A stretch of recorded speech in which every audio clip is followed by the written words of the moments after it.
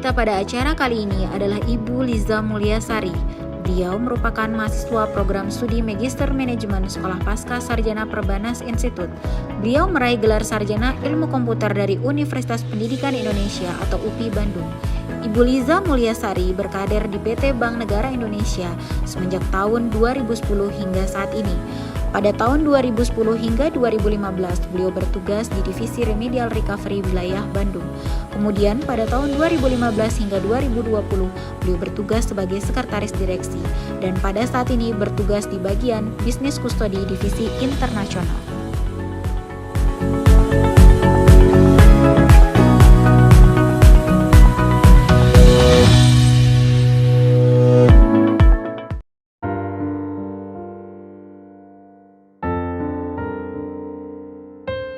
Stella, Papa kirim pesan lewat sini saja ya. Karena jam begini pasti kau sudah tidur toh. Besok pagi bantu Mama dulu sebelum pergi ke sekolah.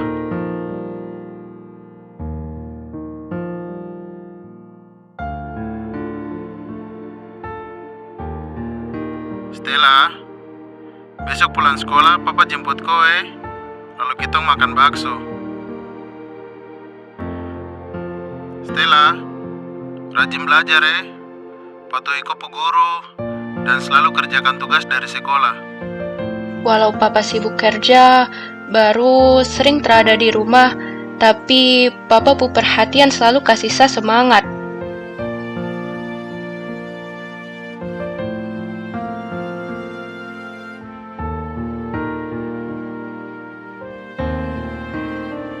Sekarang, Papa benar-benar sutrada.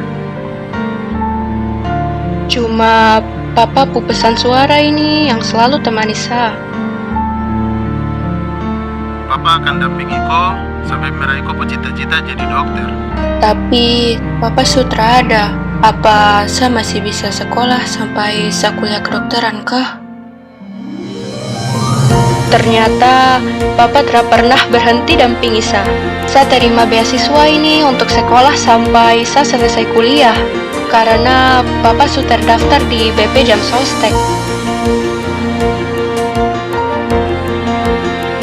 Stella, walau Papa orang kecil, kau harus jadi orang besar.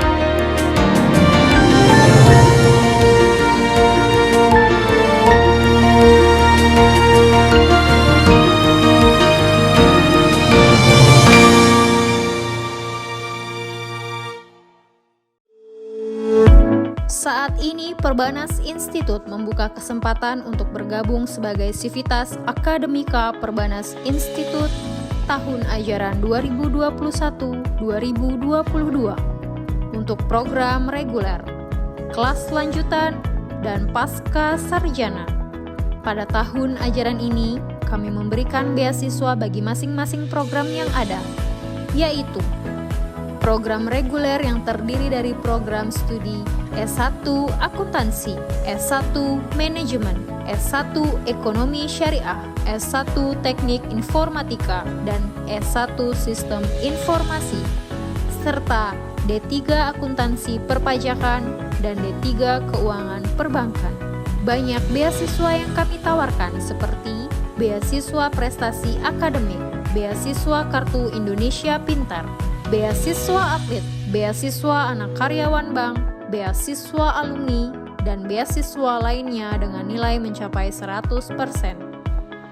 Program kelas lanjutan yang terdiri dari program studi S1 Akuntansi, S1 Manajemen, S1 Ekonomi Syariah, dan S1 Sistem Informasi yang menawarkan beasiswa bagi karyawan bank anggota Perbanas dan lulusan terbaik dengan nilai mencapai 25%.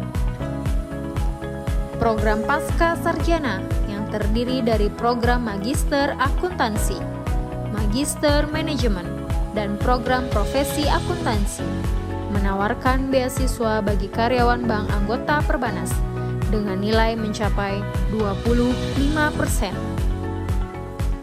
Untuk informasi lebih lanjut mengenai syarat dan ketentuan beasiswa, dapat menghubungi kantor Halo Perbanas 0811 999 0997 atau website www.perbanas.id.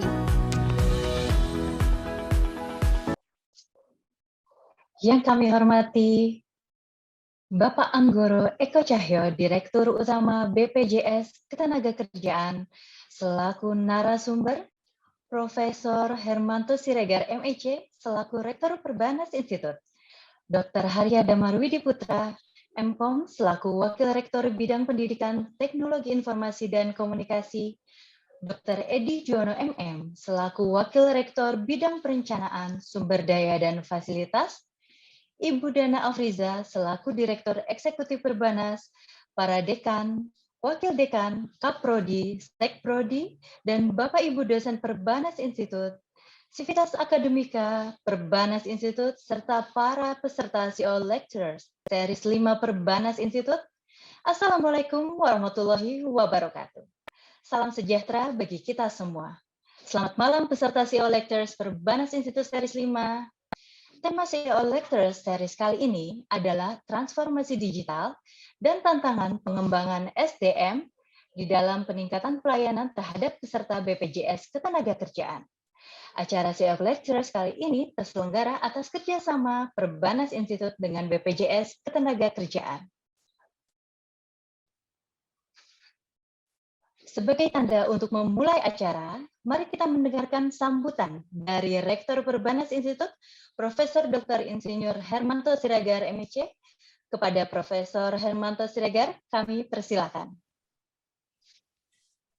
Terima kasih Mbak Liza Mulyasari, moderator kita pada acara CEO Lecture malam ini, yang juga merupakan mahasiswa pasca sarjana Perbanas Institut yang kami banggakan. Assalamualaikum warahmatullahi wabarakatuh. Selamat malam, salam sejahtera buat kita semua. Yang kami hormati Bapak Anggoro Eko Cahyo, yang merupakan Dirut BPJS Ketenagakerjaan, selaku narasumber atau dosen kita malam ini. Yang kami hormati juga Bapak Dr. Harya Damarwidi Putra dan Dr. Edi Juwono sebagai Wakil Rektor 1, Wakil Rektor 2 di Perbanas Institut, Ibu Dana Afriza, Direktur Eksekutif Perbanas, para dekan, wakil dekan, ketua program studi, sekretaris program studi, para dosen, para mahasiswa, dan hadirin semua yang kami muliakan. Pertama, puji syukur kita panjatkan kepada Allah Subhanahu wa Ta'ala, Tuhan Yang Maha Esa, atas perkenannya kita semua bisa menghadiri acara CEO Lecture Series 5 Perbanas Institut yang segera akan disampaikan oleh Bapak Anggoro Eko Cahyo. Temanya sangat menarik, yaitu transformasi digital dan tantangan pengembangan sumber daya manusia dalam peningkatan pelayanan terhadap peserta BPJS Ketenagakerjaan. Saya kira kita semua menyadari yang namanya digital teknologi yang mewujud dalam bentuk transformasi digital tidak hanya mempengaruhi satu atau dua sisi daripada perekonomian, melainkan mempengaruhi seluruh sisi perekonomian, semua aspek perekonomian, baik itu merupakan sisi produsen ataupun dari sisi korporasi maupun sisi konsumen, rumah tangga, dan sebagainya yang dilayani. Jadi kita akan mendengar bagaimana BPJS Ketenagakerjaan terus meningkatkan kinerja dan pelayanannya, pelayanan terutama kepada para peserta BPJS Ketenagakerjaan, yang mana hal tersebut membutuhkan adanya pengembangan sumber daya manusia yang sesuai atau yang memang memadai kompetensinya.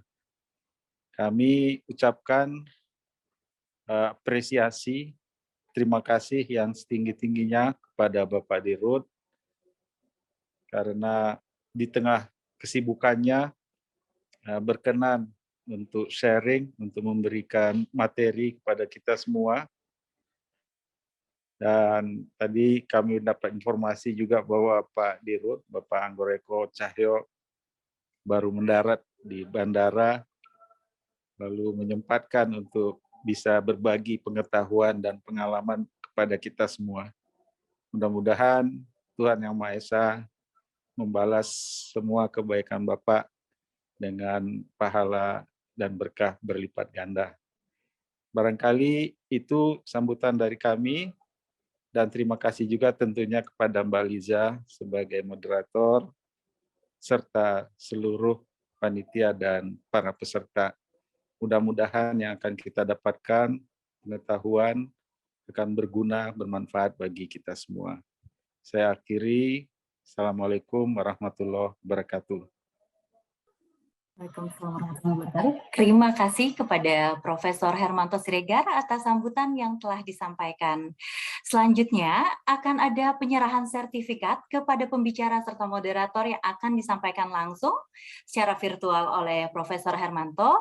Sekaligus akan kita lakukan foto bersama. Dipersilakan kepada panitia.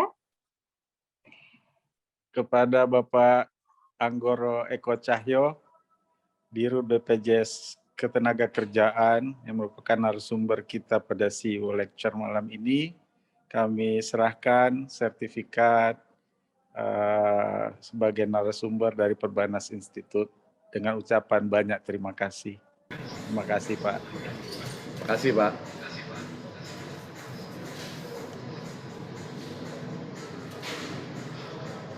Terima kasih, Pak Rektor. Sama-sama, Pak. Terima kasih banyak. Dan ini adalah sertifikat kepada Mbak Liza Mulyasari, moderator kita malam ini. Terima kasih, Mbak Liza. Terima kasih, Prof.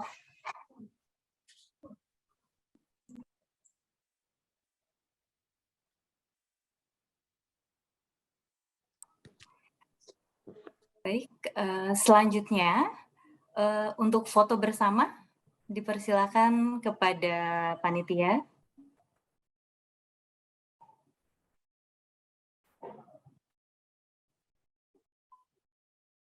Baik, saya beri aba-aba sekali lagi. Untuk foto bersamanya masih bisa secara bersamaan dalam hitungan 3 ya. Untuk Profesor Hermanto. Ya. 1, 2, 3. Baik, terima kasih. Ya. Selanjutnya akan ada informasi, tapi tadi sebetulnya sudah disampaikan ya di awal ya. Jadi mungkin kita akan langsung saja sebelum acara dimulai, kita akan perkenalan terlebih dahulu pembicara kita pada malam hari ini, yaitu nama lengkap beliau yaitu Bapak Anggoro Eko Cahyo. Beliau merupakan lulusan Sarjana Teknik Industri pada Institut Teknologi Indonesia dan meraih gelar Magister Agribisnis di Institut Pertanian Bogor. Pengalaman kerja beliau yaitu di PT Bank Negara Indonesia Persero Tbk dari tahun 1994 sampai dengan 2020 dengan jabatan terakhir beliau sebagai Wakil Direktur Utama. Beliau juga pernah menjabat sebagai Komisaris Utama Link Aja dari tahun 2020 hingga 2021. Dan saat ini beliau menjabat sebagai Direktur Utama BPJS Ketenagakerjaan. Baik, selamat malam Pak Anggoro. Selamat malam Risa, apa kabar? Baik Pak Anggoro, gimana Pak? Sehat Pak? Sehat, alhamdulillah. Lama nggak ketemu ya Pak ya, akhirnya ketemu Iya, dalam webinar ini. iya ya. Biasanya seberang-seberangan ruangannya. Iya betul Pak, kita di satu lantai. Baik, sebelumnya demi kelancaran acara pada malam hari ini, akan kami informasikan mohon kesediaan seluruh peserta untuk dapat mematikan mikrofon, dan jika ada para peserta yang ingin bertanya, dapat mengetik secara langsung pertanyaan di dalam kolom chat atau menekan tombol raise hand untuk bertanya langsung kepada narasumber. Seperti biasa, kami Perbanas Institut akan menyediakan hadiah menarik bagi 5 penanya terbaik. Untuk mempersingkat acara, kami persilakan kepada Pak Anggoro untuk menyampaikan presentasi. Ya, Pak Anggoro, dipersilakan Pak. Baik, terima kasih Lisa. Bismillahirrahmanirrahim. Yang saya hormati Prof. Hermanto Siregar, Rektor Perbanas Institut. Yang saya hormati Dr. Haria Damar Widi Putra, Wakil Rektor Perbanas Institut. Yang saya hormati Dr. Edi Yuwono, Wakil Rektor Perbanas Institut. Ibu Dana Afriza, Direktur Eksekutif Perbanas, para dekan fakultas Perbanas Institut, dan rekan-rekan semua yang hadir pada malam ini. Tentu Ibu Lisa, mahasiswa pasca sarjana, sang moderator. Assalamualaikum warahmatullahi wabarakatuh. Salam sejahtera untuk kita semua. Om Swastiastu, Namo Buddhaya, salam kebajikan. Pertama-tama saya minta maaf terlambat karena tadi pesawatnya delay, jadi saya harus ganti pesawat supaya nggak terlalu terlambat datang ke acara ini. Yang kedua, permohonan maafnya adalah nanti kalau berisik karena saya masih di area bandara, jadi mungkin nanti suaranya kedengaran panggilan-panggilan boarding atau kedatangan, jadi saya mohon maaf. Kurang proper kelihatannya ya, background-nya ya. Senang sekali saya bisa sharing di kegiatan hari ini di Sivitas Akademia Perbanas, dan semoga sharing ini bisa sedikit memberikan manfaat, mungkin lebih banyak cerita, pengalaman, apa yang dilakukan di BPJS Tenagakerjaan dalam konteks digitalisasi dan juga tentu saja kesiapan SDM yang disampaikan oleh Pak Rektor tadi. Boleh kita mulai dengan slide pertama.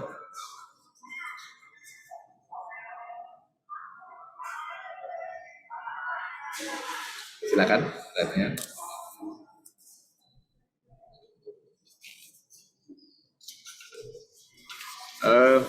Saya mungkin dari hal yang paling basic dulu, karena kalau kita bicara BPJS, top of mind-nya adalah BPJS Kesehatan. Padahal Indonesia saat ini memiliki 2 badan penyelenggara jaminan sosial di Indonesia.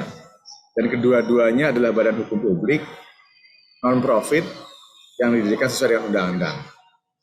2, yang pertama adalah tadi BPJS Kesehatan, tentu saja itu perlindungan kesehatan seluruh masyarakat Indonesia. Yang kedua adalah BPJS Tenagakerjaan, perlindungan ketenagakerjaan di seluruh Indonesia. Di logo kami ada kata-kata panggil kami BP Jam Sostek. Kenapa? Karena selama ini kalau kita bilang BPJS, yang call name ini lekat ke kesehatan. Begitu kita survei, ternyata mereka lebih lekat kalau tenaga kerja Jam Sostek. Ya sudahlah, karena kita pikir kita juga harus customer centric, BPJS Tenagakerjaan, lalu kita kasih call name, panggil kami BP Jam Sostek. Jadi untuk memperkecil gap saja kepada para peserta yang sudah keburu familiar dengan BP Jam Sostek, PT Jam Sostek. Karena dulu masih PT, masih profit company, sekarang badan penyelenggara ini adalah non-profit. Karena tugasnya adalah perlindungan seluruh pekerja. Dan berikutnya, apa saja program BPJS Tenagakerjaan? BPJS Kesehatan pasti sudah tahu ya, terkait dengan coverage kesehatan. Tapi kalau ketenagakerjaan ini ada 5 program yang dijamin oleh BPJS Tenagakerjaan.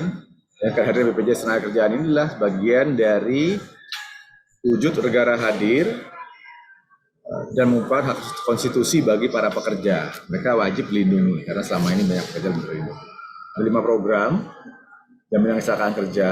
Tentu saja ini dari namanya jelas bahwa ini perlindungan atas risiko kecelakaan kerja, mulai dari berangkat tempat kerja, berada di tempat kerja, pulang dari tempat kerja, bahkan perjalanan dinas.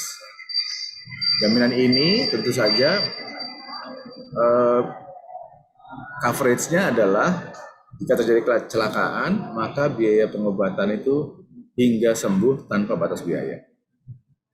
Lalu jaminan kematian sesuai dengan namanya pada saat terjadi meninggal dunia, tidak hanya karena kecelakaan kerja, itu mendapatkan santunan untuk kematian. Dan sekarang pemanfaatnya diperluas, juga ada beasiswa untuk 2 orang anak dari mulai TK hingga perguruan tinggi. Jadi mulai dari TK bisa hingga sampai ke Perbanas, itu di cover. Lalu jaminan hari tua, ini adalah jaminan perlindungan yang sifatnya saving, pada saat masih usia pensiun bisa mendapatkan nilai uang tertentu untuk hari tua. Dan jaminan pensiun ini diberikan pada saat pensiun, diberikan juga bulanan seperti halnya manfaat pensiun yang lain. Yang terbaru yang sesuai dengan Undang-Undang Cipta Kerja yaitu jaminan kehilangan pekerjaan, perlindungan kehilangan pekerjaan bagi pekerja yang terkena PHK. Ini adalah paling baru. Jadi inilah 5 program, sekedar perkenalan apa saja sih yang dikerjakan di BP Jam Sostek, apa saja yang di cover. Saat ini jumlah peserta aktif atau yang di cover sebanyak 31,5 juta. Dana yang kami kelola 540 triliun untuk 31 juta pekerja. Jadi tantangannya adalah bagaimana kita bisa terus meningkatkan coverage karena pekerja kita totalnya 96 juta dan sekarang baru 33%. Tantangan kami kita meningkatkan hingga 65%. Artinya 70 juta dan kami punya target sampai dengan 5 tahun ke depan dana kelolaan sebesar 1.000 triliun. Selama ini penempatan lebih banyak kepada surat negara, obligasi karena untuk mendukung pembangunan. Berikutnya, slide berikutnya. Sedikit dari perkenalannya. Nah sekarang karena tadi topiknya bagaimana kita bicara digitalisasi, ada satu situasi yang sering sekali saya share, yang orang sering sebutnya ada double disruption. Yaitu disrupsi karena industri 4.0 dan juga disrupsi karena COVID-19. Mohon slide berikutnya. Kalau kita lihat, pasti rekan-rekan sudah sangat familiar, kita mengalami 4 revolusi industri. Yang menarik di sini adalah dari revolusi pertama ke yang kedua itu jaraknya masih 100 tahun. Tapi begitu kedua, ketiga, dan keempat jaraknya udah nggak sampai 100 tahun. Kecepatannya sangat tinggi kalau kita lihat di bawah. Dan kompleksitasnya juga lebih tinggi karena merubah pola interaksi dan pola transaksi. Jadi mulai dari internet sampai ke digital ini kompleksitasnya jauh lebih tinggi, lihat yang di garis kanan itu, tetapi jangka waktunya lebih cepat. Artinya apa? Artinya perubahan yang sangat cepat dan kompleks. Ini fakta yang kita hadapi sekarang. Ini waktu kita membahas industri 4.0. Slide berikutnya ternyata ada COVID. Jadi kalau waktu bicara mengenai krisis ekonomi 98, 2008, itu hanya krisis ekonomi. Tapi begitu COVID, ternyata ekonomi plus kesehatan.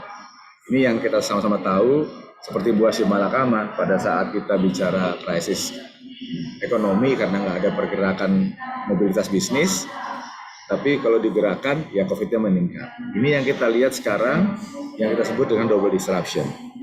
Tetapi banyak juga pihak yang menyampaikan atau bercandanya adalah terima kasih kepada COVID karena COVID mempercepat transisi digitalisasi. Orang terpaksa nggak ke kantor-kantor cabangnya banknya Lisa di BNI, nggak ke kantornya BPJS Ketenagakerjaan. Dulu sebenarnya kantor cabang, sekarang terpaksa nggak bisa dan memaksa bank dan memaksa kami juga untuk memperbaiki bisnis proses khususnya digitalisasi. Berikutnya. Ada satu video supaya nggak bosan, video mengenai the future of work. Ini saya ambil McKinsey yang bikin. Mungkin sudah pernah lihat, tetapi yang menarik nanti di akhir mungkin kita sedikit lihat apa sih message dari the future of work ini. Nyambung juga dengan 2 slide di depan tadi. Mohon bisa di-play. COVID-19 has reshaped the world in ways that will endure long after the pandemic ends. Remote work is here to stay. E-commerce is soaring. Automation is accelerating. Our research indicates that the mix of available jobs will change as a result, creating more urgency for training workers for the changes ahead. More than 100 million workers in our focus countries, or 1 in 16, may need to switch occupations by 2030. Job growth will be more heavily concentrated in high-skill jobs, while middle and low-skill jobs decline. The explosion in e-commerce set off a scramble for warehouse workers that is unlikely to stop. Investment in the green economy will increase the need for wind turbine technicians. Demand for photographers may grow to address our increasingly visual ways of communicating. Aging populations in many advanced economies will increase demand for nurses, home health aides, and hearing aid technicians. Teachers and training instructors will also continue to find work over the coming decade. But the forces unleashed by COVID-19 have put other jobs at risk. Business travel is unlikely to recover quickly, and that affects flight attendants, airline mechanics, and baggage handlers.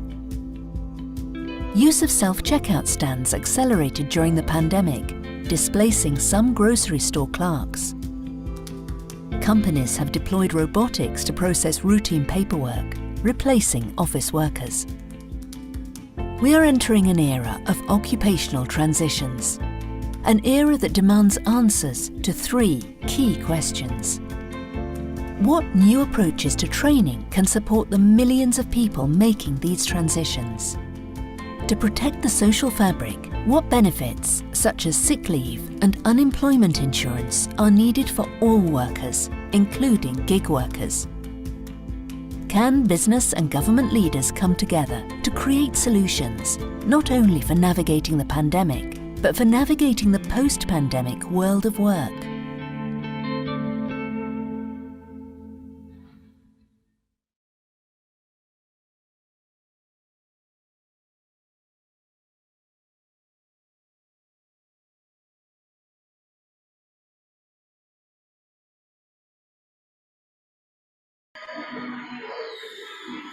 Ya, jadi kalau lihat dari video tadi, memang adalah warning bagi kita bahwa banyak jenis pekerjaan yang akan hilang. Tadi seperti pekerjaan administratif akan hilang, kasir akan hilang. Dan kalau kita lihat data World Economic Forum, itu ada 10 skill yang akan dibutuhkan di tahun 2025. Sebenarnya udah gak lama lagi ya, sebentar lagi 2025. Dan secara umum kalau kita lihat warnanya, yang paling banyak itu adalah tentang bagaimana problem solving, yang warna biru itu problem solving, dan juga sales management. Jadi emang skill itu adalah 2 skill yang penting di masa depan. Jadi mudah-mudahan informasi ini bisa sedikit menginspirasi kita. Kalau ditanya nanti shiftingnya ke arah mana, menurut WEF sih ke arah sini, yang terkait dengan problem solving dan self management. Dan secara spesifik memang laporan ini menyebutkan bahwa skill-skill penting ini menjadi dasar dikembangkannya yang selama ini kita sering dengar ya. Apakah itu analytical thinking, active learning,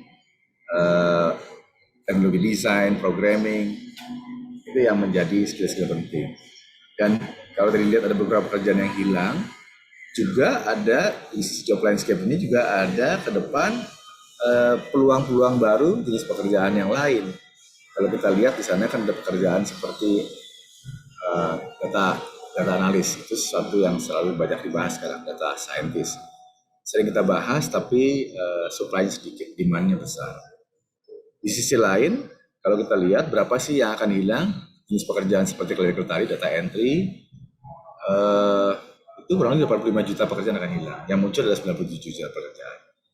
Paling tidak untuk rekan-rekan mahasiswa yang akan masuk ke pasar kerja bisa lihat kira-kira ke depan itu mesti persiapkan skill apa sih yang harus dilakukan sejak sekarang supaya nanti 4 tahun lagi dari sekarang itu kita baru persiapannya. Jadi persiapkan sebaiknya dari sekarang skill-skill yang menurut WEF ini akan dibutuhkan, jenis job demand apa yang dibutuhkan. Ada 10 job demand yang kita bisa lihat, big data spesialis, AI, digital marketing, hal seperti itu yang sering kita dengar sekarang dan itu memang akan jadi kebutuhan depan.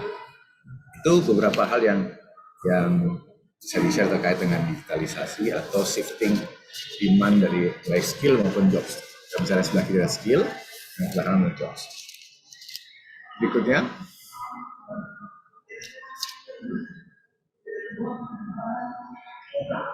Saya share sedikit bagaimana digitalisasi di BPJS Ketenagakerjaan, sebuah lembaga publik yang selama ini melayani pekerja, dan tantangan terbesarnya adalah ekspektasi dari para pekerja saat ini itu meningkat. Karena apa? Karena pekerja juga berada di lingkungan yang sama dengan industri yang lain. Para pekerja juga merupakan nasabah bank yang sudah diedukasi dengan sangat baik oleh bank, sehingga ekspektasi mereka kepada kami juga meningkat dalam hal layanan. Nah, ini yang menjadi tantangan bagi kami sebagai lembaga publik yang tidak punya kompetitor, yang selama ini berpikir bahwa pekerja pasti datang ke kita karena nggak ada pilihan lain, tetapi ya kita nggak bisa lupa bahwa digitalisasi itu selain ekspektasi dari pekerja, juga tuntutan bagi kami untuk bisa efisiensi. Itu yang menjadi penting bagi kami saat ini. Slide berikutnya.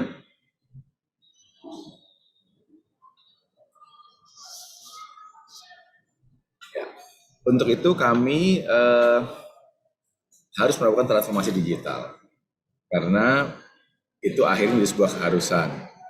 Manajemen baru mulai bergabung, saya dan beberapa direksi bergabung di bulan Februari, jadi kira-kira saat ini 10 bulan. Yang pertama kita coba perbaiki tentu saja adalah experience dari layanan. Jadi kalau kita lihat bagaimana kita mengembangkan aplikasi yang kita sebut dengan Jamsostek Mobile. Dan ini tujuannya adalah bagaimana kita bisa digitisasi dan juga digitalisasi. Digitalisasi ini masih di tahapan bagaimana kita konversi data-data dan informasi ini yang tujuannya lebih efisien ke format-format digital. Yang susah adalah yang kedua, yang digitalisasi. Bagaimana teknologi ini bisa kita gunakan untuk merubah interaksi yang model bisnisnya berubah. Ujungnya adalah nilai tambah dan juga potensi pendapatan baru kalau di sisi profit. Kalau dibuat kita lebih pada efisiensinya juga. Jadi bagaimana experience mereka berubah. Mereka selama ini kalau klaim itu harus ke kantor cabang. Kadang-kala klaim juga ditolak karena dokumennya nggak lengkap atau KTP-nya nggak sesuai. Ini hal-hal yang banyak mereka alami dan mereka keluhkan. Nah, inilah yang kita coba dorong, dan mulai September kemarin kita sudah melakukan soft launching untuk Jamsostek Mobile. Masih di Android, jadi kalau rekan-rekan mau lihat di Android sudah ada, kalau iPhone, iOS belum. Nah, ini yang kita dorong. Saat ini sebagai gambaran, transaksi yang menggunakan Jamsostek Mobile itu sudah lebih banyak dibandingkan dengan transaksi yang ke cabang. Slide berikutnya. Nah, ini adalah gambaran proses yang kita bangun, yang kami bangun untuk supaya para pekerja, para peserta yang selama ini datang ke kantor cabang tidak perlu lagi datang ke kantor cabang. Yang selama ini proses klaim itu butuh waktu 5-10 hari. Saat ini proses klaim bisa dalam 5 menit, 10 menit, 15 menit, atau 20 menit, tergantung dari koneksi dari masing-masing peserta di lokasi tersebut. Rata-rata 15 menit sampai 20 menit sudah bisa cair klaimnya. Bagaimana prosesnya? Ya, kita menggunakan teknologi saat ini dengan biometrik untuk KYC-nya. Bagaimana kita bisa identifikasi dengan cepat, akurasi dari identifikasinya, toleransi dari postur dan wajahnya, dan juga liveness detection. Jadi ada dua yang penting di sini adalah face matching dan liveness detection. Ini dua hal yang kita lakukan semata-mata agar kita mengetahui jangan sampai orang itu menunjukkan wajahnya berupa foto, jadi nggak live. Jangan sampai mereka menunjukkan wajahnya pakai topeng. Nah, ini hal yang kita lakukan dan kita pelajari dalam prosesnya. Tentu saja ada proses-proses di mana kita menemukan kegagalan, ya kita ulangi, kita lengkapi lagi sampai akhirnya sekarang kita sudah bisa melakukan ini, dan kita yakin memang belum terlalu sempurna, jadi terus iterasinya kita lakukan supaya lebih baik lagi untuk web. Tapi poinnya experience dari peserta, kita memberikan janji same day service. Kalau sebelumnya 5 day or 10 day service, sekarang same day service, bahkan 20 menit bisa cair dengan proses-proses yang digunakan menggunakan bantuan teknologi. Berikutnya,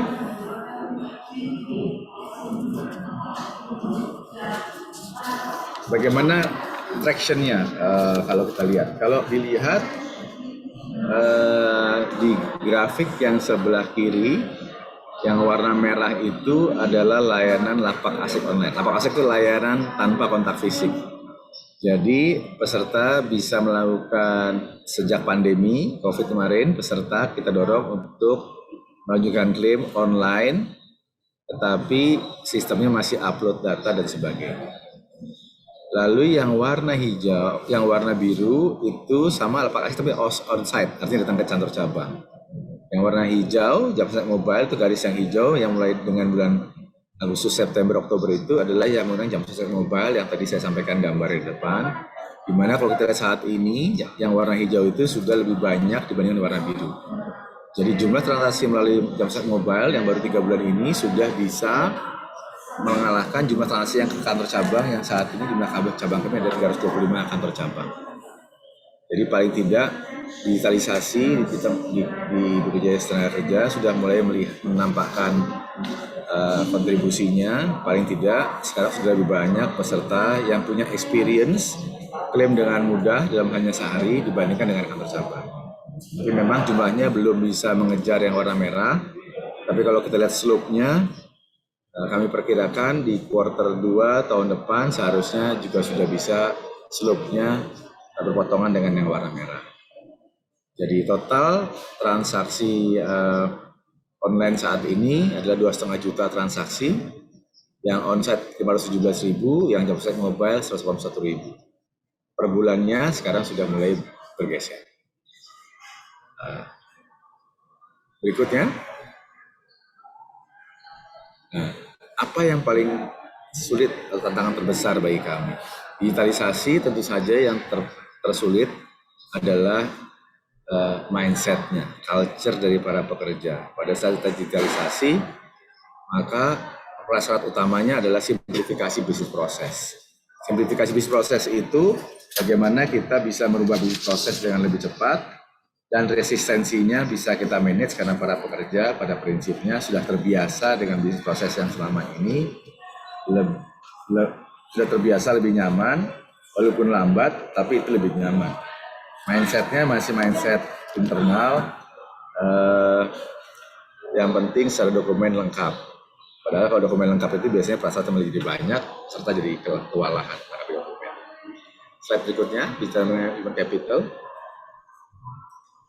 Slide-nya agak terlalu rumit, tetapi isinya sebenarnya sederhana aja. Bagaimana kesiapan kami untuk menuju digitalisasi bidang sostek. Yang pertama memang infrastrukturnya. Kita melihat bahwa infrastruktur availability itu jadi penting. Sebelum kita bicara digitalisasi, availability nggak terlalu penting karena orang datang ke cabang. Digitalisasi ini menjadi penting dan angka-angka persentage di situ adalah angka survei kami terhadap 5.800 responden karyawan kami untuk kesiapan digitalisasi dan juga aspek-aspek apa yang harus diperbaiki. Kalau kita lihat di situ ada availability, ada penetrasi internet, ada integrasi, lalu bagaimana kompetensi dari karyawan dan kompetensi teknologi informasinya di karyawan dan juga skillnya. Ini kita juga assess bagaimana kesiapan di internal kita. Nah sebelum kita bergeser tentu kita harus lihat sendiri dulu engine kita seperti apa. Nah sehingga kita lihat aspek-aspek apa yang masih bisa diperbaiki. Pertama di sisi infrastruktur, kita lihat kesediaan akses internet di luar kantor, itu juga kita lihat. Jadi kalau misalnya karyawan itu sedang mobile, terutama di daerah remote, kami juga tersebar daerahnya, bagaimana akses internetnya? Ternyata masih perlu ditingkatkan, masih 75%, masih warna merah. Ini yang kita juga perlu perbaiki, karena apa? Karena peserta kita juga banyak tempat-tempat yang remote. Yang kedua dari sisi organisasi. Kalau kita lihat kapasitas leadership dan leaders itu masih diperlukan karena bagaimana para leaders bisa mendorong tim atau karyawan untuk lebih open mind. Tadi mindset, bagaimana mindsetnya untuk bisa terus berinovasi. Sebagai lembaga publik tadi yang saya sampaikan, karena nggak ada saingannya, inovasi itu menjadi sebuah keharusan.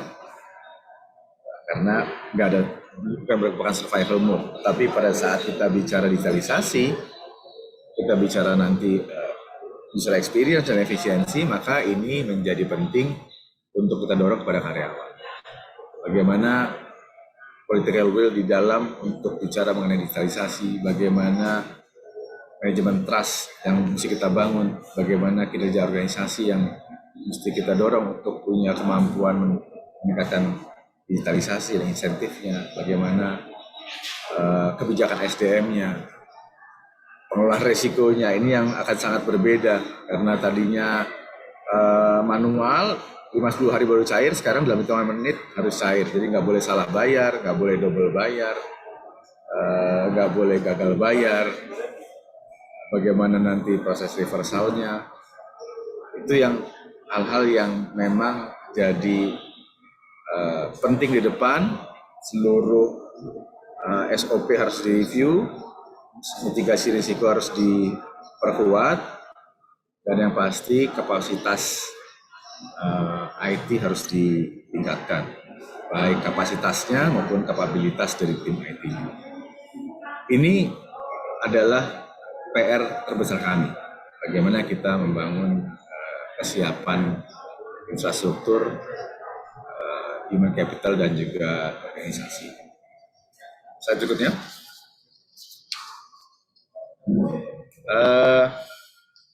Kalau kita bicara digital culture, penerapan flexible hours juga menjadi penting. Kalau di tempatnya Ibu Lisa di BNI dulu juga sudah ada flexi time. Di sini juga kita mulai terapkan juga, selain kemarin juga karena pandemi ada WFH, WFO, tetapi kelihatannya memang new normalnya adalah nggak semua pegawai juga harus ke kantor, sehingga kita juga sedang melakukan perubahan office space yang tadinya harus ada mejanya, nanti ke depan kita sudah mulai bicara culture shifting-nya, ada flexible working arrangement. Jadi tempat kerjanya enggak satu orang mengokupai satu, tapi dimanapun dia bisa bekerja tergantung schedule-nya. Meja harus bersih, ya pasti, karena ditinggalkan untuk orang lain. Yang kedua, bagaimana membuat budaya organisasi kita yang pasti lebih hierarki dan silo. Kita akan membuat lebih less hierarki karena butuh untuk culture yang lebih agile. Bagaimana kolaboratif workspace-nya, office automation kita perkuat. HCIS pasti, CDI ini adalah untuk digital tadi, digital arsip, digital dokumen, lalu Smile ini adalah sistem untuk transaksi digitalnya, dan beberapa hal yang lain yang kita gunakan untuk mempersingkat proses. Dan juga kita semua sudah terbiasa dengan digital environment, dengan menggunakan Zoom, dengan media yang lain yang bisa lebih intens. Kita perjalanan-perjalanan ke daerah-daerah sangat sedikit, kecuali memang sangat urgent, sehingga juga reach-nya bisa lebih cepat dan pasti lebih efisien. Seperti hari ini saya bisa pergi meeting 1 hari pulang pergi, tetapi cover banyak kegiatan karena bisa dengan Zoom, jadi mudah. Slide berikutnya.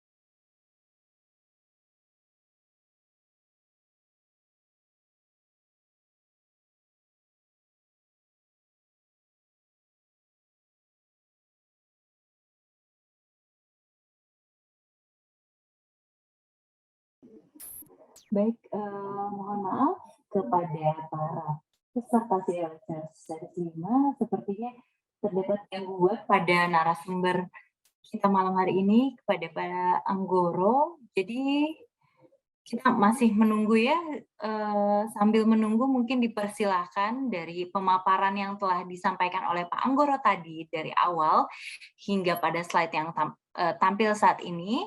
Untuk para peserta yang ingin bertanya, dipersilahkan untuk menyampaikan pertanyaan pada kolom chat. Bu Lisa, mohon maaf saya terputus. Baik Pak Anggoro, silakan Ya, mohon dilanjutkan maaf. Pak. Ya, saya lanjut ya. Tadi sama tadi, saya sampai sini ya. Oke. Ya, silakan Ya, Pak. jadi kita tahu HCIS ini adalah hal yang tentu saja bagian dari integrasi penerapan Human Capital Information System, dan kita tahu proses administrasi harus dibuat lebih simpel agar kita bisa mengelola HC dengan baik di seluruh Indonesia. Kalau tanpa HCIS ini rasanya kita sulit punya picture yang agak lengkap bagaimana kondisi HC kita secara cepat. Dan tentu saja ujung-ujungnya bagaimana kita bisa mendorong performance mereka. Jadi performance based culture ini menjadi tantangan, dan tentu saja rasanya nggak hanya di PJS, dimanapun. Dan bicara mengenai digitalisasi, bicara mengenai human capital, seharusnya ini satu kesatuan. Bagaimana kita bisa menetapkan KPI individu yang memang mendrive behavior para pekerja untuk sejalan dengan rencana digitalisasi. Dan ini kita isi triwulan KPI individunya, dan kita mengelola ini untuk bisa reach untuk seluruh Indonesia. Karyawan BPJS Tenaga saat ini 6.000 karyawan, 11 kantor wilayah, dan 325 kantor cabang.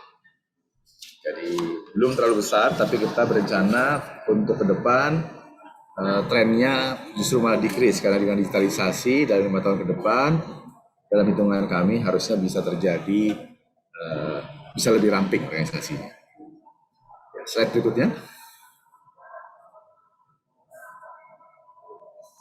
Ya,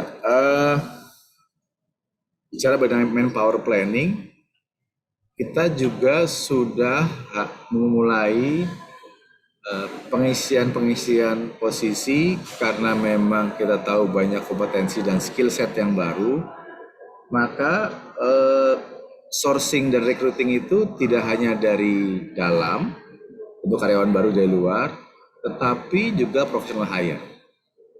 Dan ini sebuah culture yang mudah, atau sebuah rencana yang mudah disampaikan, tapi tidak mudah implementasinya, karena tentu saja kita harus bicara dengan clear kepada karyawan di internal, karena biasanya muncul resistensi, ada kekhawatiran nanti posisi-posisi penting dari experience hire semua. Tapi rasanya itu hal yang wajar. Kuncinya adalah bagaimana kita komunikasi di posisi mana yang kita akan pro hire. Karena apa? Karena pada saat internal job posting, kompetensi tersebut kita dapatkan. Tentu saja yang juga terpenting adalah talent dan career management. Talent management ini menjadi penting karena kita tahu beberapa situasi adalah scarcity of talent. Beberapa talent bagus gampang dibajak, dan beberapa talent bagus itu memang langka. Jadi memang kita harus punya talent dan career management yang bagus di era digitalisasi. Jadi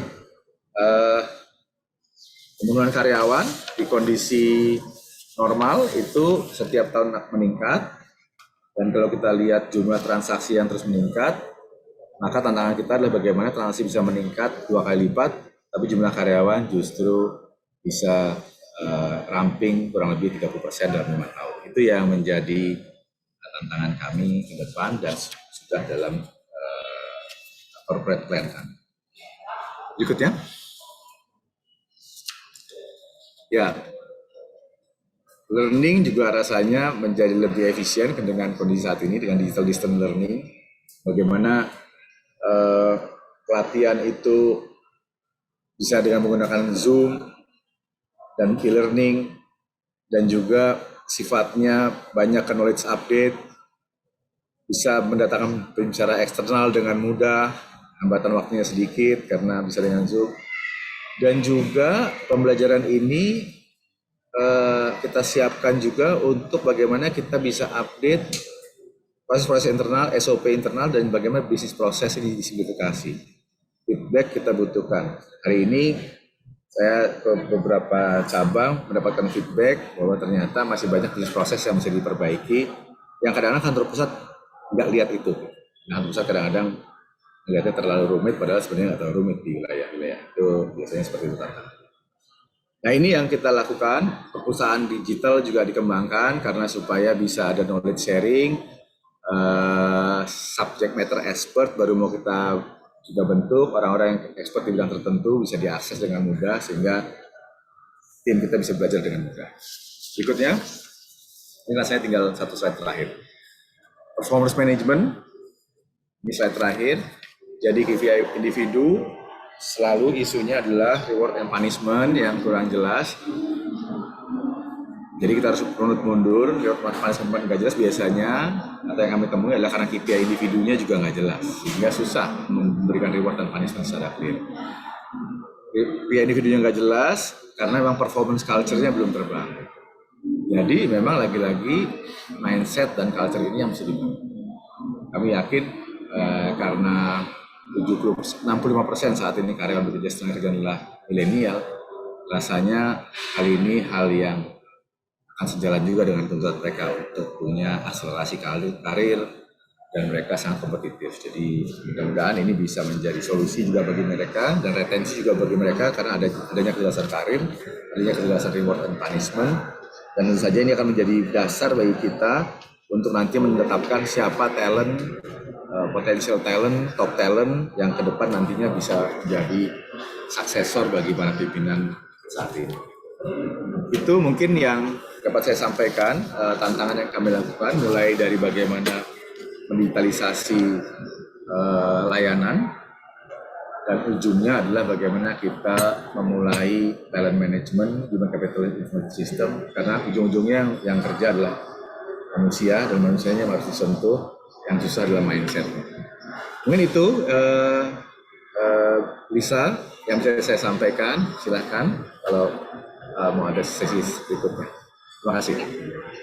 Terima kasih atas presentasi yang luar biasa yang disampaikan oleh Pak Anggoro malam hari ini ya Pak ya. Sedikit saya rangkum apa yang telah disampaikan oleh Pak Anggoro. Jadi kalau untuk BPJS-nya sendiri, BPJS Ketenagakerjaan atau BP Jam Sostek ya tadi kalau disebut, sebetulnya memiliki, untuk kita ketahui bahwa terdapat 5 program yang dimiliki BP Jam Sostek, yaitu JKK, Jaminan Kecelakaan Kerja, kemudian JKM, Jaminan Kematian, JHT, Jaminan Hari Tua, yang keempat ada JP, Jaminan Pensiun, di mana perlindungan yang layak setelah pensiun saat setelah bekerja. Kemudian ada juga JKP, Jaminan Kehilangan Pekerjaan, itu terjadi apabila risiko kehilangan pekerjaan akibat PHK. Kemudian disampaikan juga bahwa menurut World Economic Forum ada 2 skill penting utama yang mungkin nanti akan menjadi top 10 skill di tahun 2025 ya Pak Anggoro ya, yaitu problem solving dan self management. Kemudian kita harus terbiasa untuk working with people, technology use and development seperti itu. Kemudian BP Jam Sostek sendiri dalam transformasi digital menjadikan keharusan ya Pak ya. Jadi dengan tujuan memberikan layanan yang prima melalui digitisasi dan digitalisasi yang diterapkan pada workflow BPJS Ketenagakerjaan sendiri. Jadi nanti yang misalnya klaim dari para peserta BP Jam Sostek yang biasanya dilakukan 5-10 hari, nanti akan hanya 5 menit saja melalui aplikasi BP Jam Sostek yang mungkin saat ini masih menggunakan Android, namun dalam pengembangan untuk iOS-nya, dan 20 menit bisa langsung cair ya Pak ya untuk klaimnya. Nah itu sangat-sangat membantu banget, ini pasti seneng banget nih, terutama memang bagi para pekerja yang memang ya pasti semua pekerja akan mendapatkan BP Jam Sostek ya Pak ya, jadi sangat-sangat terbantu sekali. Kemudian BP Jam Sostek juga memiliki lapak asik, bagus banget nih Pak namanya lapak asik, yaitu layanan tanpa kontak fisik, atau juga dan ada juga Jam Sostek mobile yang memang nantinya itu yang akan digunakan oleh para peserta Jam Sostek untuk mempermudah dalam proses klaimnya.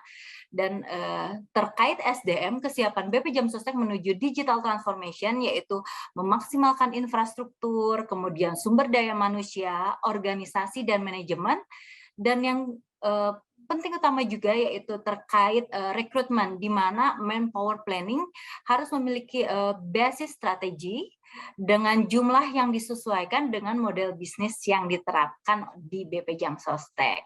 Nah, selanjutnya kita akan lanjutkan dengan sesi tanya jawab ya Pak ya. Kami akan prioritaskan kepada peserta yang ingin bertanya secara langsung dengan cara raise hand terlebih dahulu. Kami persilakan, dan jika tidak akan saya bacakan pertanyaan dari kolom chat. Dan diingatkan sekali lagi akan ada hadiah menarik bagi 5 penanya terbaik. Baik, di sini Ada yang raise hand tuh? ada yang raise Bisa? hand ya. Oke, silakan raise hand. Bapak Irzan Supriyadi dipersilakan untuk menyampaikan pertanyaannya. Baik, terima kasih Bu. Mohon maaf sambil jalan nggak apa-apa ya Bu, tapi saya dengar kok presentasinya tadi. Silakan Pak Irzan. Baik, ya izin Pak Anggoro ya dari BPJS ya. Iya Pak Irzan, silakan Pak Irzan. Ya siap, izin Pak. Pak, ada 2 pertanyaan aja Pak. Satu ini kehadiran Jam Sostek dalam masa depan. Dalam hal ini terkait untuk karyawan dan juga pendapatan Jam Sostek itu sendiri. Dari besarnya dana Jam Sostek yang dikelola, itu apakah saya belum tahu seberapa pengembaliannya untuk pengembangan kompetensi, terutama yang tadi kalau sudah ada 10 posisi WHO yang harus di ini, bagaimana Jam Sostek mengantarkan tenaga kerja Indonesia untuk dia bisa lebih berdaya sehingga dia lebih banyak lagi mendapatkan penghasilan yang ujungnya juga nanti akan lebih banyak lagi premi masuk ke Jam Sostek. Artinya begini Pak, ada beberapa skill-skill sertifikasi yang barangkali di BSN atau belum ada bisa didorong oleh Jam Sostek untuk hal ini. Sehingga Pak, tenaga kerja Indonesia itu juga makin berdaya ke depan, yang tadinya levelnya hanya bawah, meningkat menengah, dan Jam Sostek hadir di pengembangan itu. Tidak hanya ansih di sistem HRD internal perusahaan masing-masing. Atau memang ada reward-reward khusus, misalkan reward itu diberikan oleh karyawan terbaik yang BPJS hadir membantu perusahaan ikut mendongkrak produktivitas. Itu pertama Pak. Yang kedua, barangkali begini Pak, ada beberapa penegakan besaran premi, cara hitungnya kurang tepat beberapa perusahaan Pak. Apakah BPJS tidak ada langkah terbalik? Apakah selalu mengandalkan wajib lapornya Kemenakertrans atau aduan-aduan ini sendiri?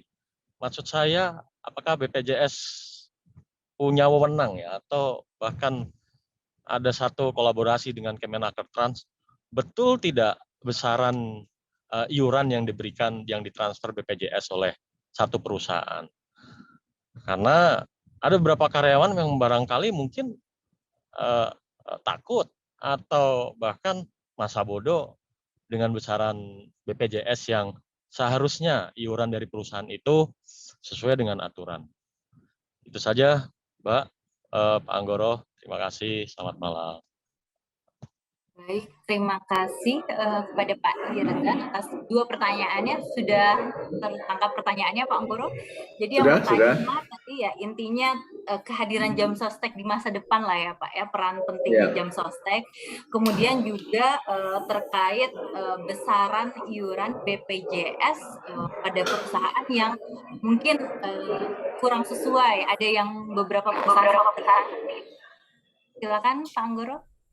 Baik, terima kasih Pak Irzan untuk pertanyaannya. Baik sekali pertanyaannya, dan itu memang jadi concern kami. Yang pertama, kalau kita lihat apa tugas utama dari BP Jam Sostek, Bidang Ketenagakerjaan. Sebagai social security, tentu saja tugas kami adalah safety net. Kalau terjadi risiko, maka kami akan mengcover risiko tersebut.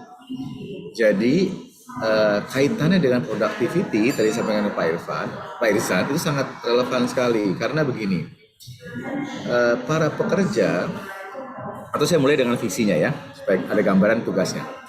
Visi BPJS Ketenagakerjaan yang baru saja kami coba buat lebih simpel, lebih pendek, yaitu mewujudkan Badan Penyelenggara Jaminan Sosial Ketenagakerjaan yang terpercaya, berkelanjutan, dan mensejahterakan pekerja Indonesia. Jadi memang kata kuncinya adalah berkelanjutan dan mensejahterakan. Kenapa? Tadi Pak Irsan sempat singgung juga sedikit. Tugas utama kami adalah bagaimana kami mengelola dana para pekerja yang dititipkan pada kami, yang saat ini jumlahnya 440 triliun, dapat mereka nikmati di saat mereka butuhkan. Sehingga memang harus terpercaya dan berkelanjutan. Kita tidak ingin nanti dana ini salah kelola, sehingga pada saat dibutuhkan dananya nggak ada, atau kalau pada saat dibutuhkan tadi pengembangannya tidak optimal. Nah, di mana konteks produktivitasnya? Memang kementerian lembaga yang sangat terkait dengan kita adalah Kementerian Tenaga Kerja, di mana salah satu KPI Kementerian Tenaga Kerja adalah productivity dan juga penurunan tingkat pengangguran. Di sisi kami mengcover dari sisi risiko-risiko saat mereka bekerja. Tentu saja risiko kerja yang di-cover itu punya korelasi kuat terhadap produktivitas karena saat mereka tenang bekerja, maka mereka akan fokus bekerja dan produktivitas akan meningkat. Karena mereka tahu kalau mereka jatuh sakit, nggak merepotkan keluarga, nggak merepotkan orang tua, nggak merepotkan tetangga, karena nggak semua perusahaan memiliki cover terhadap risiko-risiko kerja. Oleh karena itu, negara hadir dengan Undang-Undang 40 membuat badan penyelenggara, seperti hal di beberapa negara lain, social safety net ini memang harus hadir oleh negara karena kalau dari sisi risiko, karena ini kita risk sharing, maka jumlahnya memang harus bilangan besar supaya bisa saling mengcover. Sebagai gambarannya Pak Irsan, kalau pekerja itu kan saat ini preminya itu kan 0,7 dari untuk jaminan kecelakaan kerja, kalau untuk jaminan JHT itu 5,7, di mana 3,7-nya dari perusahaan, 2% dari karyawan. Nah ini yang kita lihat bahwa perusahaan diwajibkan untuk mengcover, melindungi karyawannya, dan kewajiban ini juga ditetapkan dengan peraturan Presiden dan Undang-Undang, yang kalau mereka tidak melakukannya, jadi Pak Irsan tanya, bagaimana law enforcement-nya?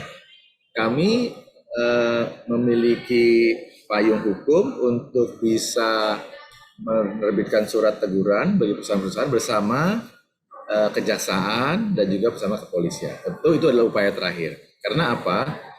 Perusahaan-perusahaan yang tidak mendaftarkan, tadi betul Pak Irsan valid, banyak perusahaan yang tidak mendaftarkan semua karyawannya. Karyawan ini 1.000, yang mendaftarkan cuma 500, karena kita tahu perusahaan harus kontribusi 3,7%. Atau karyawan didaftarkan 1.000-1.000-nya, tapi gajinya bukan gaji sebenarnya. Hanya 10%, ada 5% atau 50% dari gajinya. Padahal nanti cover dia pada saat JHT, ambil hari tua, atau pensiun itu berdasarkan upah terlampau. Nah jadi, yang bisa kita lakukan saat ini adalah bagaimana kita bekerja sama dengan stakeholder lainnya untuk memperkuat law enforcement, memastikan perusahaan melindungi karyawannya. Bekerja sama juga dengan serikat pekerja, serikat buruh, untuk juga bisa memastikan serikat pekerja di masing-masing perusahaan bisa memastikan bahwa perusahaannya disiplin mengiur iurannya. Jadi itu yang kita lakukan, termasuk diantaranya yang program yang terakhir, program jaminan kehilangan pekerjaan. Selain manfaat tunai, juga ada manfaat untuk vokasi, pelatihan kerja, dan juga manfaat akses kerja, tempat kerja. Tentu saja ini bekerja sebagai Kemenaker ya Pak Irsan ya, karena itu KPI-nya dari Kemenaker. Tetapi manfaat tunainya dari kami, karena kami mengelola uangnya, tapi manfaat pelatihan dan manfaat akses pasar kerjanya dari Kemenaker. Jadi dua fungsi yang berkolaborasi, yang ujungnya tadi seperti Pak Irsan sampaikan, kalau dia pada saat nggak bekerja dapat uang gaji selama 6 bulan, 3 bulan pertama 45%, 3 bulan kedua 20%, di 6 bulan itu diberikan pelatihan kerja, vokasi, dan dibukakan akses kerja, maka kita membantu mereka untuk bisa tetap survive sampai dapat kerja kembali. Kita sebut namanya program return to work, jadi kembali bekerja. Jadi itu mungkin Pak Irsan yang saya bisa sampaikan. Memang porsi untuk bisa konteksnya melakukan pendidikan secara masif itu memang menjadi areanya Kementerian Tenagakerja. Kami fokus bagaimana mengelola uang ini dikembangkan dengan baik. Lalu berapa besar yield-nya? Undang-undangnya menyebutkan bahwa minimal return yang harus diberikan dari uang yang dititipkan itu adalah minimal sama dengan suku bunga bank pemerintah untuk deposito 12 bulan. Jadi kalau sekarang suku bunga BI rate 3,5%, suku bunga bank pemerintah tempatnya Liza mungkin sekarang 2,8% depositonya, yield dari jaminan hari tua bagi tenaga kerja saat ini 6,4%. Jadi setiap tahun di laporan keuangan bisa dilihat, di website juga bisa dilihat itu 6,4%, jadi artinya masih 2 kali lipat dari undang-undangnya. Jadi tantangan kita bagaimana kita bisa memberikan yield yang optimal sehingga pada saat pekerja itu masuk ke usia pensiun, uang yang terkumpul bisa digunakan untuk menjaga kelangsungan hidupnya tidak menjadi jatuh miskin. Itu mungkin yang pertama. Yang kedua tadi apa Elisa ya dulu ya? Yang kedua itu tadi kira-kira penegakan besaran premi dari perusahaan. Oh iya, yang dari penegakan ya. Itu tadi saya jawab juga kayaknya sekaligus. Iya. Yang tepat ya. Jadi sebenarnya perusahaan itu pada dasarnya kalau perusahaan itu isu utamanya adalah kepatuhan tadi itu. Jadi bagaimana kita menegakkan kepatuhannya selain kita menggunakan pendekatan secara institusi karena kita menggunakan tim seperti kalau di perbankan ada RM ya, relationship manajernya, kita sebutnya ARK, account representative. Itu mengingatkan perusahaan-perusahahan yang belum mendaftarkan semua dan juga belum membayar sesuai gajinya. Tetapi kalau sudah diingatkan juga, ya akhirnya kita mengirimkan surat, dan surat itu juga pertama kita kirimkan. Berikutnya nanti kita bisa memberikan kejaksaan dan kepolisian juga untuk mengirimkan surat yang semakin lama semakin tinggi intensitas sanksinya. Jadi harapannya ini bisa membuat mereka lebih patuh. Betul itu isunya. Jadi kita akan terus mengingatkan perusahaan di situ. Apalagi kemarin waktu pandemi, justru malah kita memberikan keringanan iuran agar mereka tetap bisa mengiur, agar nggak terhenti coverage-nya, tapi iurannya kita turunkan. Kalau di perbankan ada restrukturisasi lah ya, kira-kira begitu.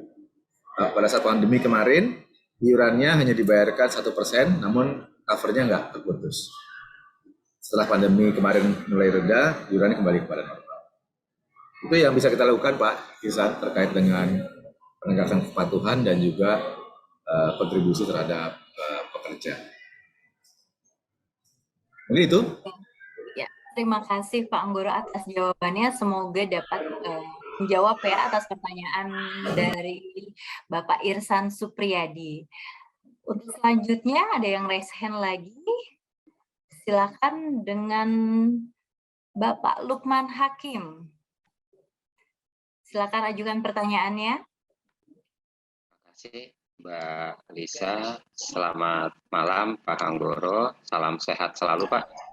Selamat malam Pak Lukman Hakim. Sehat selalu Pak. Alhamdulillah Pak. Mohon maaf tadi Pak, sakit gembiranya Indonesia menang lawan Kamboja Pak. Begini Pak, menarik sekali ya ketika kita bicara digitalisasi dan digitisasi. Pak Anggoro tadi jelas sekali tuh ngejelasinnya. Kita harus siap, bahkan Pak Anggoro tadi sempat nyinggung fast track 5 tahun lalu ya, ketika para regulator bilang, wahai pekerja, ingat loh 5 tahun ke depan banyak yang akan hilang nih. Ada kasir, admin, penjaga tiket, dan lain-lain gitu Pak ya. Nah ini menarik Pak. Kami pernah juga sedikit kecil-kecilan ya, mengadakan penelitian. Ternyata era VUCA 5 tahun lalu digelontorkan tuh, mungkin Pak Anggoro termasuk di dalamnya ya. Kita lihat banyak juga tuh pekerjaan-pekerjaan yang hilang. Tapi kan Pak, pekerjaan hilang ini karena memang antusiasme manusia untuk mengembangkan digital atau teknologi. Yang dalam tanda kutip, quote unquote, manusia juga nggak pengen waktu digitalisasi atau teknologi diluncurkan, maka dia akan tereduksi. Makanya muncul tuh 5 pekerjaan hilang, muncul 25 pekerjaan baru. Kalaupun nanti akan hilang 10, akan muncul lagi 50 pekerjaan baru.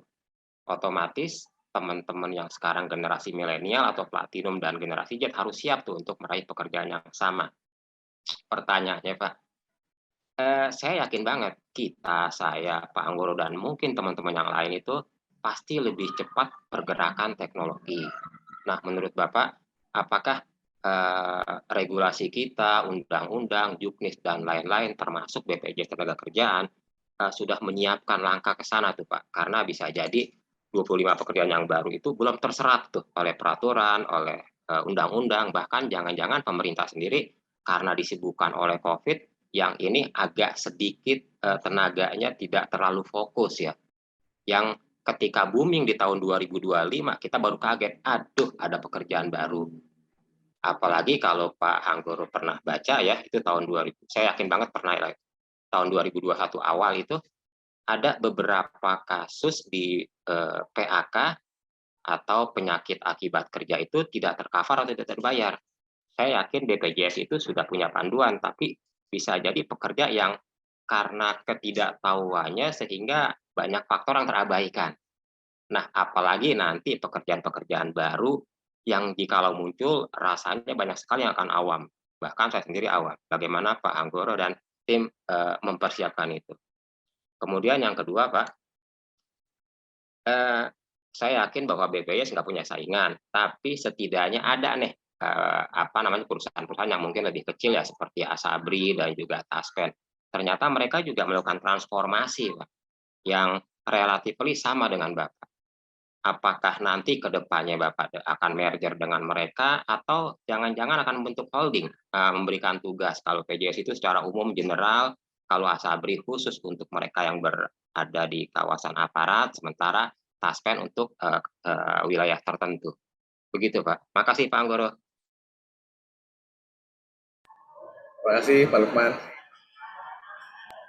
Ya, silakan Pak Anggoro, mungkin bisa langsung dijawab. Cukup Langsung banyak ya? pertanyaannya. Silakan Pak. Iya. Makasih Pak Lukman. Katanya Pak Lukman juga pemerhati jaminan sosial nih kalau lihat dari pertanyaannya.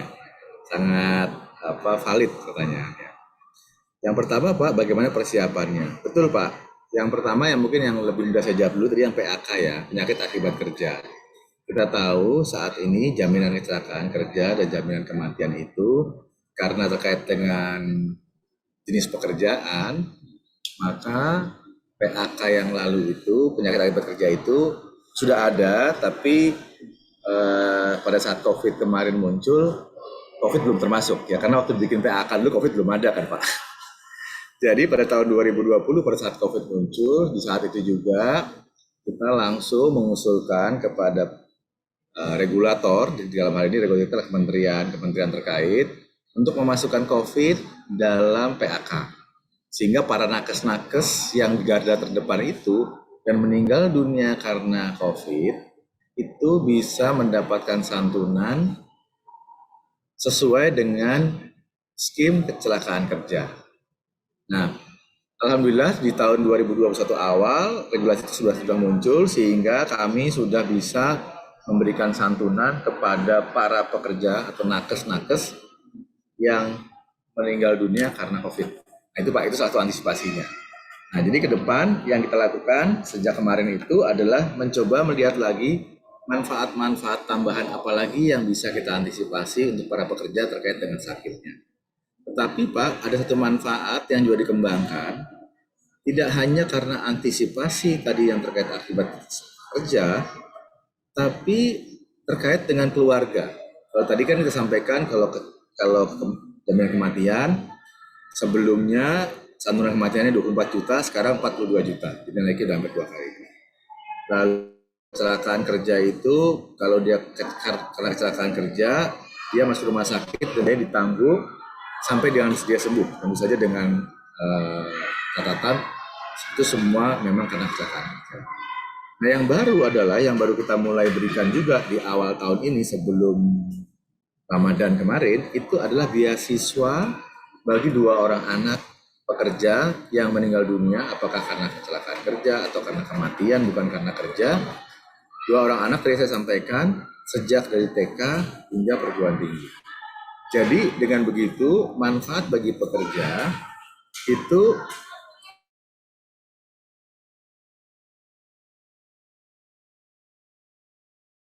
penghasilan terhenti, dan yang terpenting adalah anak-anaknya menjadi nggak sekolah.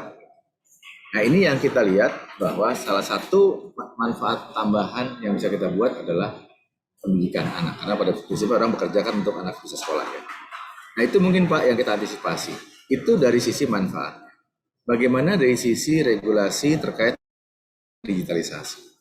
Kita sudah melihat Pak sekarang ada yang namanya satu segmen baru. Kalau dulu kan kita segmennya pekerja penerima upah, sektor formal, pekerja bukan penerima upah, sektor informal, pekerja migran, TKI, atau pekerja jasa konstruksi yang kontraknya kontrak-kontrak pendek. Sekarang ini dengan digitalisasi, kita punya satu segmen lagi ya Pak Lukman ya, yang namanya gig workers itu ya. Gig workers itu kan separuh-separuh. Pekerjaannya tetap, tapi nggak ada kontraknya gitu. Jadi formal bukan, informal juga bukan. Dia based on project. Anak-anak muda yang sekarang bekerja di fintech dan sebagainya, di startup itu gig workers. Gitu. Nah ini yang kita juga mulai antisipasi, bagaimana kita bisa melindungi mereka. Skim apa yang mau kita pakai? Dan bagaimana mekanisme iurannya? Karena kalau mekanisme iuran sekarang ini kan, baik formal maupun formal, adalah mekanisme iuran adalah setiap bulan ada iuran. Tapi gig workers ini, startup ini belum tentu setiap bulan ada penghasilan. Nah ini juga kita antisipasi dari sisi regulasinya. Untuk segmen gig workers, tentunya mekanisme iurannya akan dibedakan. Apakah dia bisa top up sekaligus untuk setahun ke depan, atau dia bisa 3 bulan sekali. Nah ini yang mesti kita usulkan regulasinya. Karena kami adalah operator, dan regulatornya itu adalah kementerian terkait, sehingga di kondisi ini kita harus sama-sama merumuskannya. Dan sedang kita rumuskan nih Pak Lukman. Untuk gig workers ini perlu mekanisme pembayaran iuran yang berbeda, dan juga perlu identifikasi yang lebih jelas. Karena di negara manapun belum ada yang bisa mengidentifikasi gig workers itu berapa sih di negara tersebut, termasuk Indonesia ya. Karena kriterianya berbeda-beda. Nah, gig workers itu menurut saya salah satu dampak dari ada digitalisasi, muncullah jenis pekerjaan baru yang tadi. Seperti data scientist, data analis itu nggak semuanya mereka berkantor. Rata-rata mereka bisa jadi dia freelance, tapi dia dedicated per project.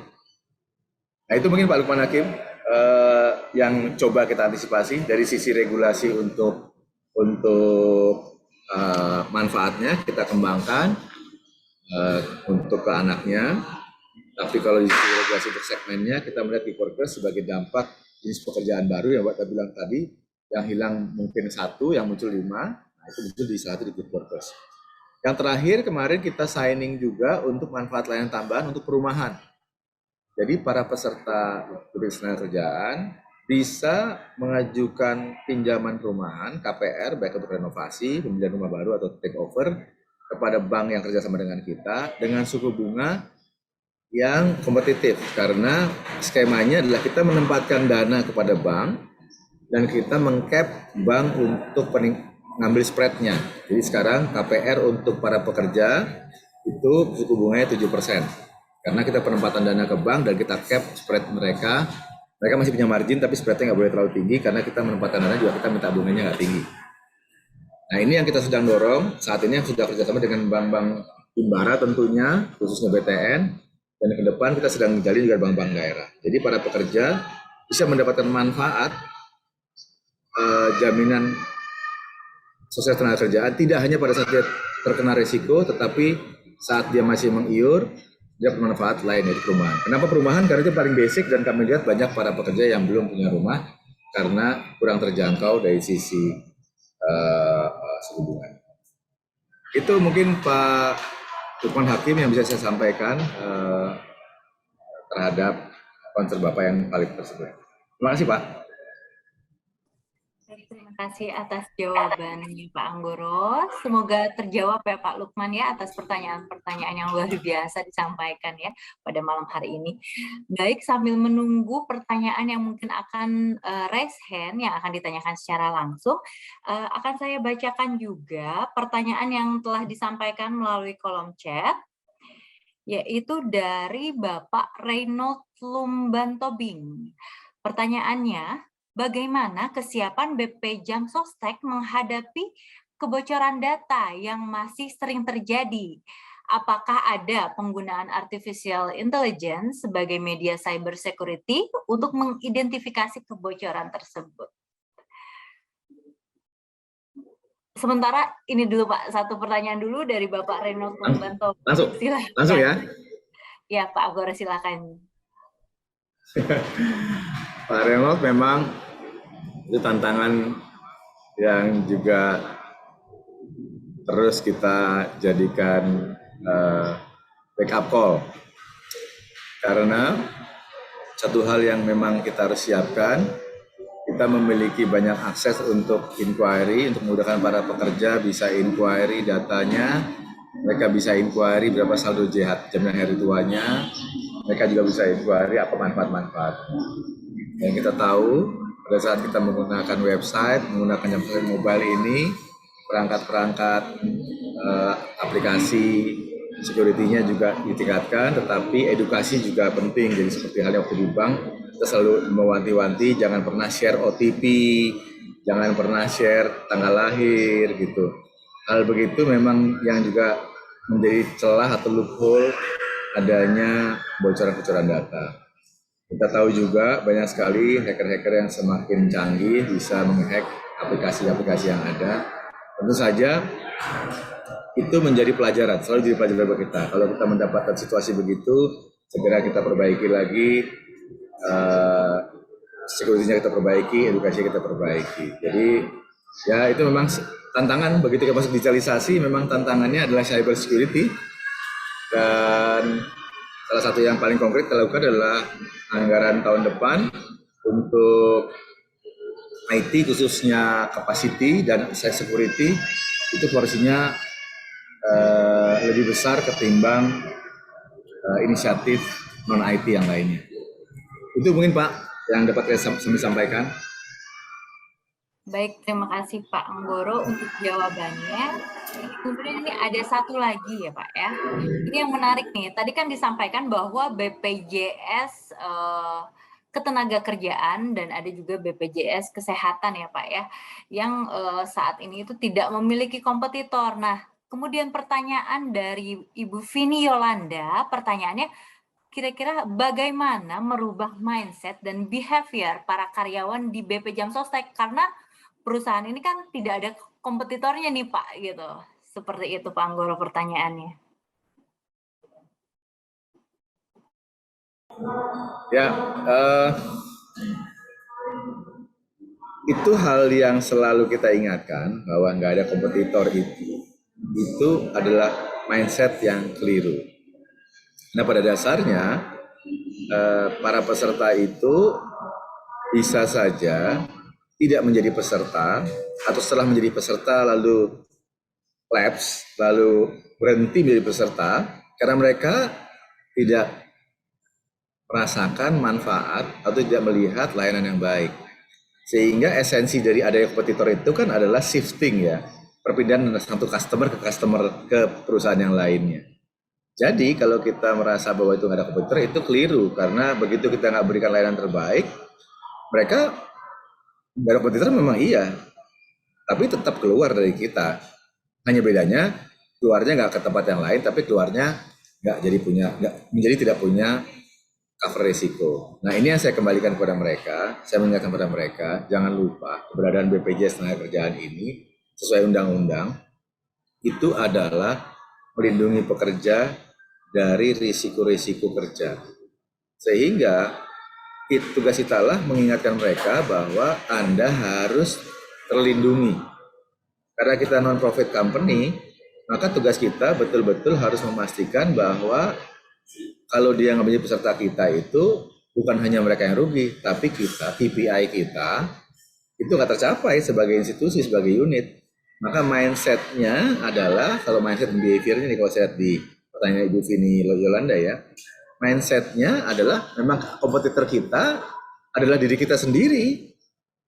Kita sendiri yang jadi musuh kita sendiri. Begitu kita nggak memberikan layanan yang baik, maka dia akan keluar dari kita, maka KPI kita akan nggak tercapai karena target utama kita adalah coverage, jumlah pekerja yang terlindungi. Yang sekarang baru 33%, yang harus kita tingkatkan menjadi 60 dan 65%. Jadi poinnya adalah pada saat kita tidak mencapai target, maka performance individunya akan tidak tercapai. Jadi bagaimana caranya secara terstruktur, KPI kita gunakan dengan lebih rinci, penerapan performance management lebih ketat, penerapan force rank, bell curve itu akan diterapkan dengan ketat. Jadi kalau nggak perform ya harus masuk ke bell curve yang nggak perform. Kalau nggak perform maka dia nggak akan dapat insentif, nggak akan ada kenaikan grade, nggak ada akan kenaikan perangkat. Dan tentunya di end of the day ya dia saja akan secara finansial akan mengalami perlambatan peningkatan kesejahteraan karena karirnya nggak meningkat. Jadi kata kuncinya tadi di slide sempat saya sampaikan, performance culture yang pertama harus dibangun untuk institusi yang memang tidak punya kompetitor. Performance culture harus dibangun dengan ketat agar KPI itulah yang menjadi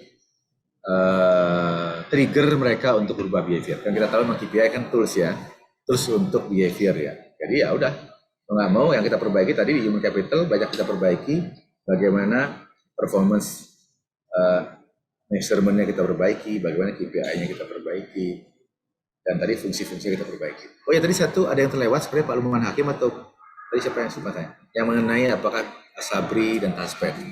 Secara undang-undang semula tahun 2029 bergabung, tetapi kemarin putusan MK yang terakhir sudah lalu itu tidak jadi bergabung, tetap akan berdiri sendiri. Jadi ya saya rasa kami lembaga publik yang tentu patuh terhadap undang-undang, kalau undang-undang menyampaikan begitu ya sudah, berarti kita akan tetap fokus kepada para pekerja swasta, para pekerja non ASN. ABRI di Asabri, ASN di Taspen. Itu kira-kira pembagian tugas. Demikian. Baik, terima kasih Pak Anggoro. Jadi tadi jawabannya sudah jelas ya mungkin ya untuk Ibu Vini terkait bagaimana cara merubah mindset dan behavior di internal BP Jam Sostek yang seperti maksudnya diketahui bahwa tidak memiliki kompetitor tapi tidak boleh beranggapan seperti itu ya Pak. Mungkin dijadikan kompetitornya adalah dirinya sendiri. Jadi dia supaya tetap bisa terus berkembang untuk mendapatkan intinya kesejahteraan bagi karyawan itu sendiri. Nah, sebetulnya Pak Anggoro masih banyak pertanyaan ini dari rekan-rekan, namun waktu jua yang sudah harus memisahkan ya Pak ya. Namun sebelum akan kita tutup acara pada malam hari ini, mungkin Pak Anggoro bisa menyampaikan closing statement. Silakan Pak Anggoro. Baik, terima kasih Lisa, terima kasih Prof. Hermanto dan Bapak Ibu sekalian yang sudah bergabung. Kami atau saya mungkin closing statement-nya adalah bicara mengenai digitalisasi, itu yang sulit bukan penyiapan IT-nya, tapi yang sulit adalah mindset-nya. Bagaimana merubah mindset dari internal tim kita, bagaimana merubah culture dari tim kita. Itu yang paling sulit, mindset and culture. Karena kalau IT, digitasi itu reference-nya atau mitranya banyak, partnernya banyak, selama anggarannya ada, kita bisa implement, tetapi tetap aja man behind the gun-nya yang penting. Jadi yang paling penting adalah bagaimana kita bisa mengidentifikasi seberapa siap tim kita saat ini dan seberapa robust akselerasi yang mau kita lakukan. Itu yang harus kita pastikan kesiapan dan timeline-nya sehingga kita nggak fail karena ternyata internal belum siap. Itu mungkin dari saya, fokus kepada mindset dan culture. Terima kasih. Baik, terima kasih Pak Anggoro. Sekali lagi kami ucapkan mohon maaf kepada rekan-rekan para peserta CEO Lectures Series 5 ini yang pertanyaannya masih belum dapat dibacakan dan dijawab secara langsung. Mungkin next-nya ya Pak ya, siapa tahu masih bisa ada diskusi untuk tanya jawab yang masih penasaran dengan pertanyaan yang belum terjawab. Siapa tahu lain kali dapat disampaikan. Baik, sebelum diakhiri akan kita adakan sesi foto bersama terlebih dahulu. Mohon kepada para peserta untuk dapat mengaktifkan kameranya. Dan kepada co-host mohon bantu untuk dapat melakukan pengambilan foto bersama.